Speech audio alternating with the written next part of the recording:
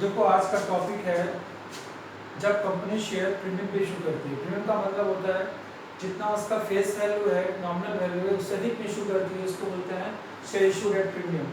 और technical language बोला जाता है उसको सिक्योरिटीज प्रीमियम रिजर्व। क्या बोलते हैं?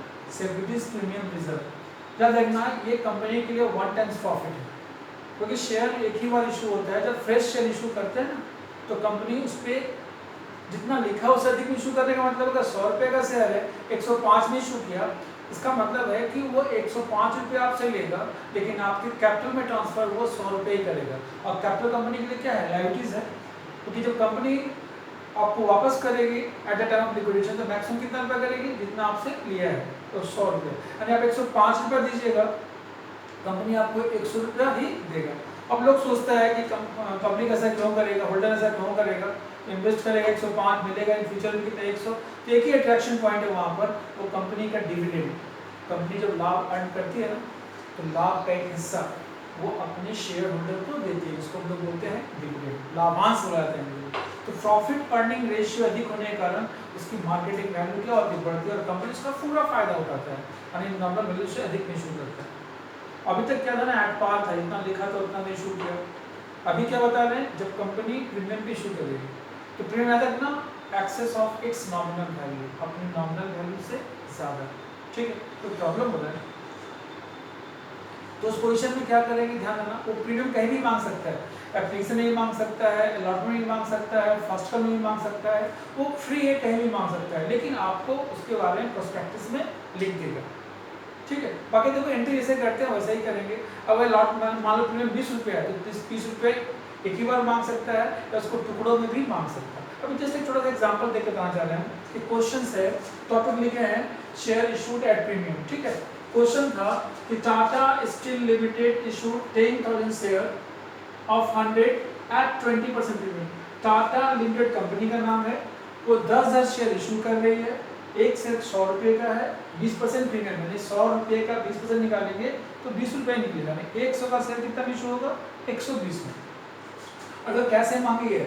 एप्लीकेशन 30 रुपया, अलॉटमेंट 50 रुपया, लिखा है इंक्लूडिंग प्रीमियम, इसलिए प्रीमियम मिला हुआ है। प्रीमियम कितना? 20, तो 20 इसमें मिला हुआ।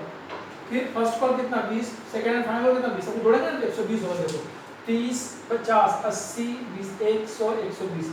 आप 120 रुपया दोगे, लेकिन पूंजी में ट्रांसफर कितना होगा? 100 रुपया। पूंजी में ट्रांसफर कितना होगा? 100 रुपया, यानी आपसे 120 रुपया लेगा और पूंजी में ट्रांसफर 100 रुपये करेगा। तो कंपनी कैसे कैसे मांगा? डिफरेंट कॉल्स में आगे लिखा है। अब देखो एप्लीकेशंस अब मनी रिसीव ऑन 8,000 शेयर, लेकिन कंपनी ऑफर किया इन्विटेशन के लिए कितना? इन्विटेशन टू ऑफर कितना? 10,000। पब्लिक 8,000 के लिए कंपनी को अप्लाई किया, एप्लीकेशन दिया, तो सारा काम 8,000 रुपये ही होगा। तो पहले एप्लीकेशन एंट्री करेंगे, इसे करते आए हैं bank account debit to share application, फिर share application account debit to share capital. ठीक है, ये वो एप्लीकेशन एंट्री। आप दिखाएंगे अलॉटमेंट का डील, क्या लिखेंगे? Share allotment account debit to share capital to securities premium, तो क्या लिखें? Share allotment account debit to share capital to securities premium reserve. जब भी कंपनी मांगेगी 50 रुपया मांगेगी, आया भी तो 50, नहीं आएगा भी तो 50, तो 50 गुना 8 दो लिखे यहाँ पर। Being allotment money on 8,000 shares at the rate of 50 including premium, तो 50 गुना 8,000 कितना हो गया? 4 लाख रुपए।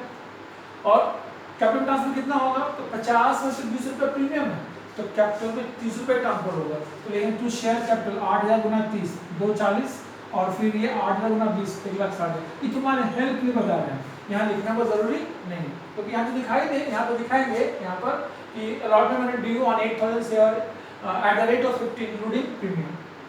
तो क्या बोलेंगे इसको? सिक्योरिटीज प्रीमियम रिजर्व, एक वर्ड है। तो यहाँ 160, यहाँ 240 और 4 लाख। और कहीं भी नेगेटिव पॉइंट लिखा हुआ नहीं है कि इतना शेयर का पैसा नहीं आया, यानी समूचा आया, तो फिर यहाँ लिखेंगे bank account debit to share allotment, पूरा पूरा कितना? 4। ठीक है, फिर आगे जैसे फर्स्ट को एंट्री करें तो सही करेंगे, share first call account debit to share capital, फिर bank account debit to share first call. आगे फिर शेयर सेकंड कॉल का सेकंड कॉल अकाउंट डेबिट करेंगे, जैसे करते हैं। फिर डी दिखाएंगे second call account debit, second final call account debit to share capital. जब पैसा आएगा तो bank account debit to second and final call जो भी। तो सिंपल था, कहीं भी कॉल से एरर्स नहीं। तो ये जो 20 प्रीमियम यहाँ पर मांगा कंपनी, प्रीमियम यहाँ भी मांग सकता था। प्रीमियम मान लो ऐसा होता है, कंपनी ऐसे मांगती है। अभी मान लो यहाँ पे लिखते इंक्लूडिंग इंक्लूडिंग प्रीमियम, ठीक है। तब एंट्री क्या होता, केस चेंज कर दिया, अगर अलॉटमेंट का पैसा प्रीमियम नहीं मांगा मैंने एप्लीकेशन में, तो क्या होगा, तो 30 रुपये एप्लीकेशन क्या है, इसमें प्रीमियम कितना होगा 20 रुपये, पहले एंट्री ही करेंगे, bank account debit to share application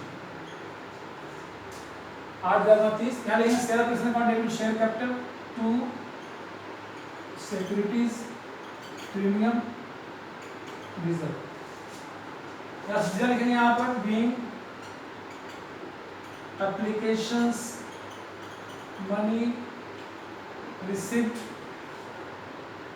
including premium of ₹20 on 8,000 share, bank account डेट टू शेयर। कब होगा, जब एप्लीकेशन के वक्त ही मांगा गया प्रीमियम का पैसा, तो एंट्री करेंगे, जो एप्लीकेशन भाई क्वेश्चन सब वही है, तो बैंक अकाउंट डेबिट आएगा 30 रुपया, इसमें प्रीमियम मिला, यहाँ पर लिखेंगे क्या, याद रखना इंक्लूडिंग प्रीमियम, केस चेंज हो गया, प्रीमियम कितना 20 रुपया ना, तो देखो यहाँ पहले पूरा पैसा आया कितना 240, नहीं कैपिटल ट्रांसफर कितना करेंगे 240 नहीं, जो उसका नॉमिनल वैल्यू है, तो 8,000 गुना 10 80,000 कैपिटल में जाएगा, बाकी 1,60,000 प्रीमियम। कैसे प्रीमियम हुआ, प्रीमियम 20 रुपया, तो 20,000 गुना 8 करें 1,60,000 होगा, और फिर 8,000 गुना 10, तो फिर 30 रुपया में 20 रुपया प्रीमियम है, 10 रुपया नॉमिनल वैल्यू, 10 रुपया का कैपिटल में, बाकी प्रीमियम।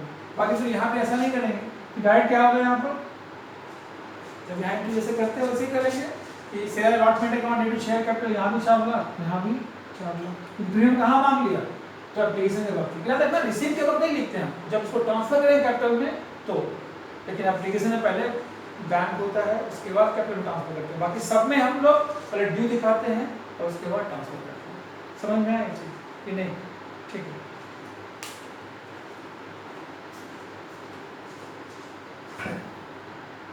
कौन सा दावे